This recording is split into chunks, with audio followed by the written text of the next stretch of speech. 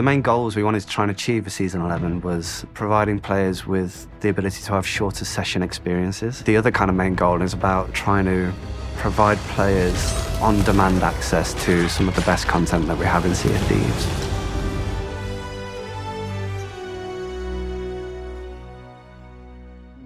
Part of our goals with this season were to make sessions more predictable, certainly from the start. So we wanted to make sure that every session has a clear and meaningful start point. The purpose of the quest table is about bringing all of those experiences together in one cohesive place, allowing players to just simply board their ship and play what they want when they want. It's going to be a place that you go and access all of the voyages from all the different trading companies. And it's also the place where you can go and start tall tales and resume them and stuff. So you can kind of go into a specific trading company like the Gold Hoarders, and then it'll have all of the kind of quest archetypes that they have down the side of the screen, and you can just simply select one and just play it whenever you want. I played the game at beta with my family, so it was a real family game for me to start off with.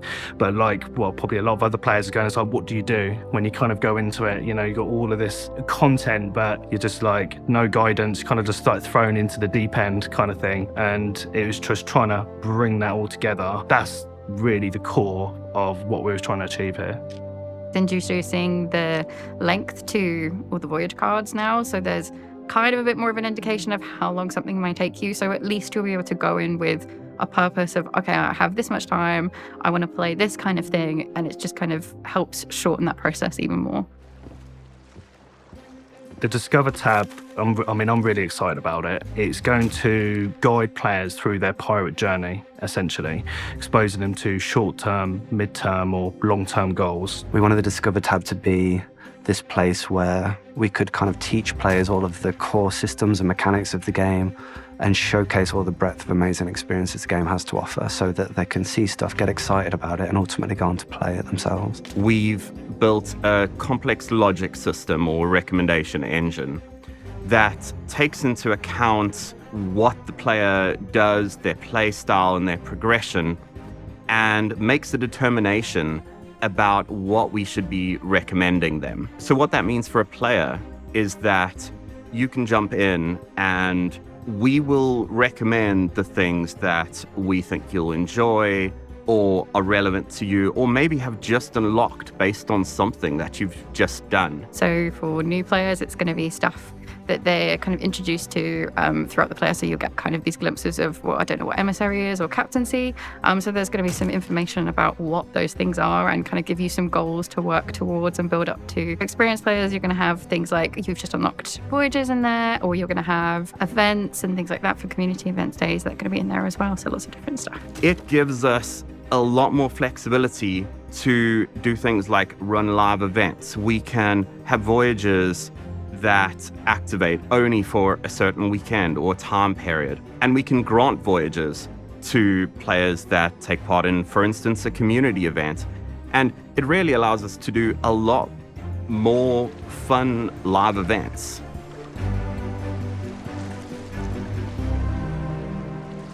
Prior to Season 11, players would start a quest and they'd have to sail to the location of their quest, complete their quest, find the rewards, and ultimately return them to an outpost to cash them in.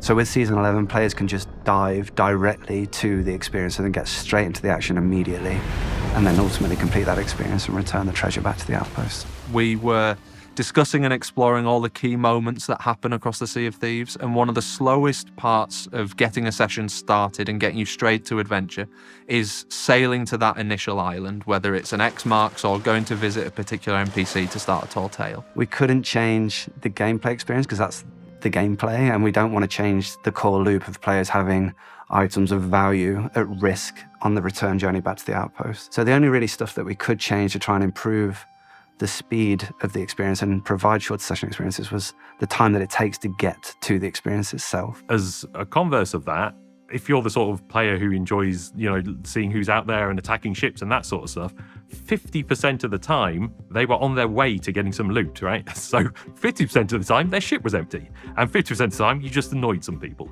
So whereas now the idea is that there's a much higher chance now that the ship is going to have something on it and isn't on their way to doing something. So that is a huge way of just like concentrating the Sea of Thieves experience into all the good bits and chucking away the bits that weren't so fun.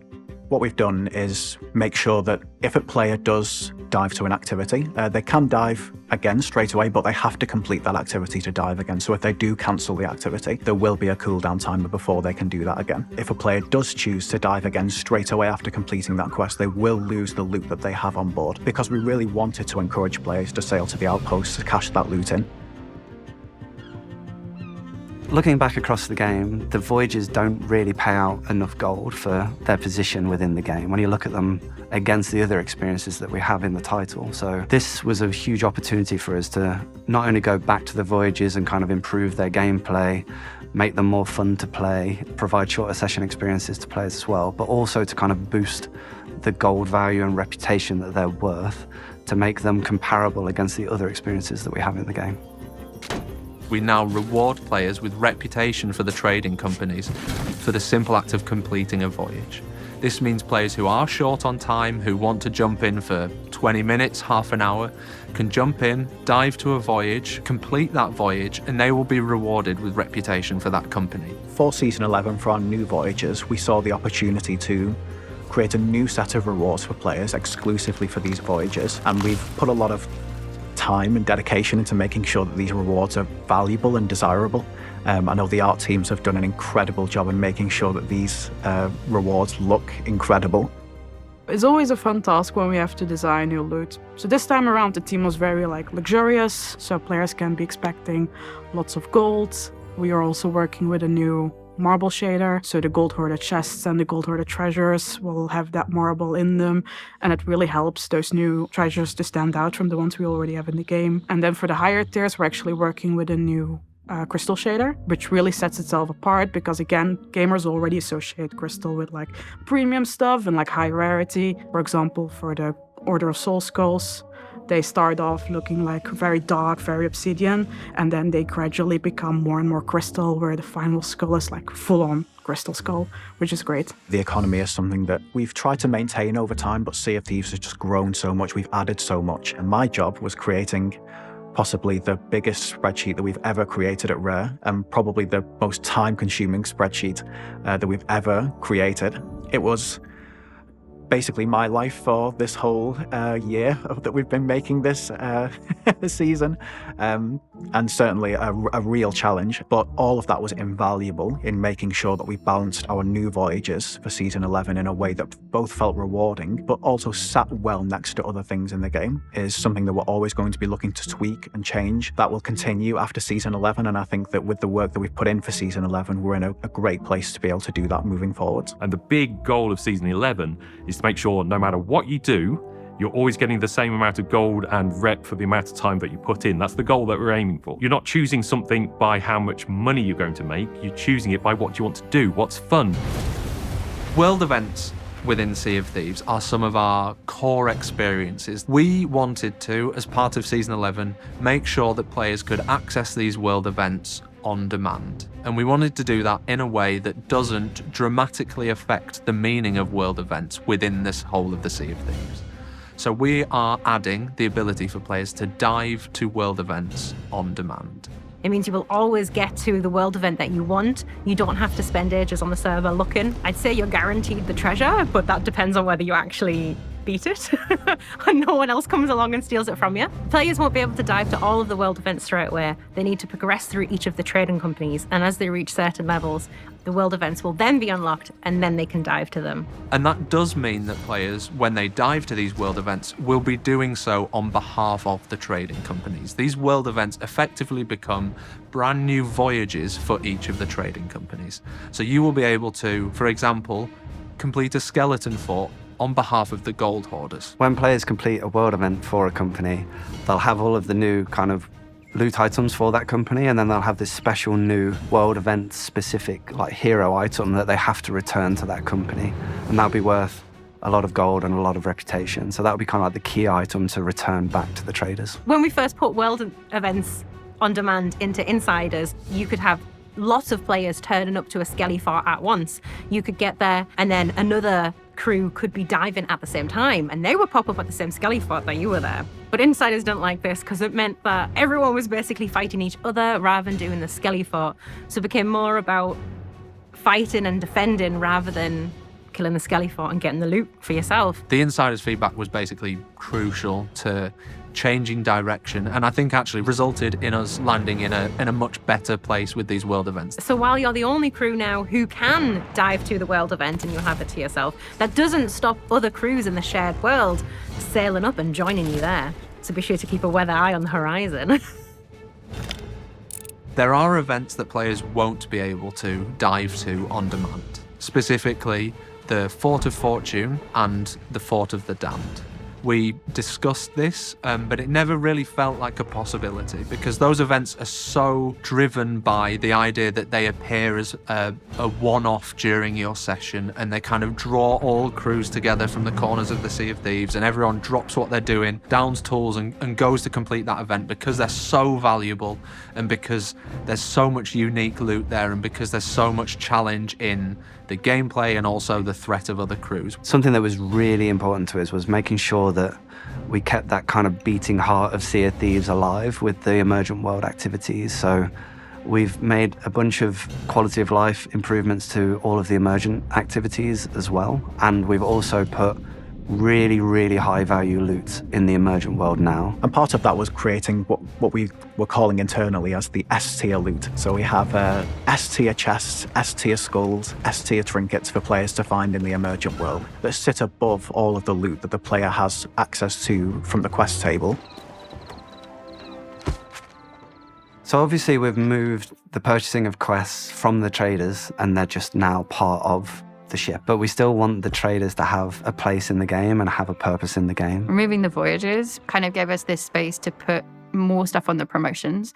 So again, kind of finishing off that loop of I've just played a voyage, I've come back here, I've handed something in, and I've got like a rank up. When you go to claim your promotion, you're going to be presented with a certificate from the company shop, and you'll be able to view your items that you're going to unlock. And then once you've claimed them, you're then going to be presented with a new set of items that you're going to be aiming for. And then this is setting the player up for the next goal, because accommodations are short-term goals, and the emissary is also a mid-term goal. So trying to funnel that in and expose that to the players at that level, we felt was really important. In general, this was actually a great opportunity for the team to have a look at those older company sets and then upgrade them. And crests are quite popular with players. So when we got the task to come up with new rewards for the companies, we knew crests were at the top of that list. My favorite crest that we're introducing is actually one of the crests for Athena's Fortune, because we decided to take inspiration from the Ferry of the Damned. The crest will have those iconic skeletal horses you can find on that ship as well.